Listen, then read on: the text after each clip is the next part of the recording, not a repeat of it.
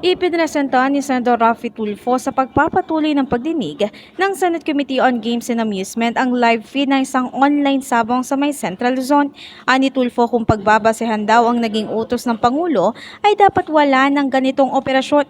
Nang matanong ang Philippine National Police tungkol dito, inamin naman naman ito na alam na nilang may ganito pang operasyon pero kanila na raw itong isinumbong sa Cybercrime Investigation and Coordinating Center para mapaalis. Ngayon, ang tapang, di ba?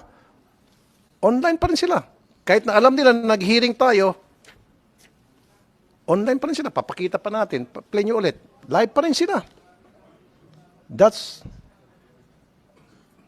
how big time these people are. Sa kabilang banda ng matanong ni Tulfo ang otoridad tungkol sa mga taong nasa likod ng online sabong sa Region 3, 4 at maging sa Cordillera Administrative Region. Sumagot ang CICC, PNP at maging ang NBI na hindi nila kilala ang mga players sa likod ng online sabong na ito. Alam niyo ang operator dito ng isabong? Sir, Yes or no lang po? I will check with our intern. Check. CICC, kilala niyo po? Mr. Chair, no sir. Again, we reiterate that the mandate of CICC No. deals with... Sige. NBI, kilala niyo po? I would have to discuss with my other colleagues, Your Honor. Sirit na. Ako wala ko Intel fans. Ito galing sa kaibigan kong barbero. Ang sa Region 3 and Region 4 Pineda ang apelyido ng operator niyan. Sa region sa CAR Cordillera Autonomous Region Abra ang apelyido ay Bernos. Buti pa yung barbero ko walang Intel fans, alam. Kayo ang lalaki ng Intel fans yun, hindi alam.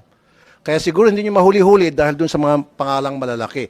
Hindi nyo kayang hulihin dahil they're very powerful. Tama ba ako, PNP, o tama ako talaga?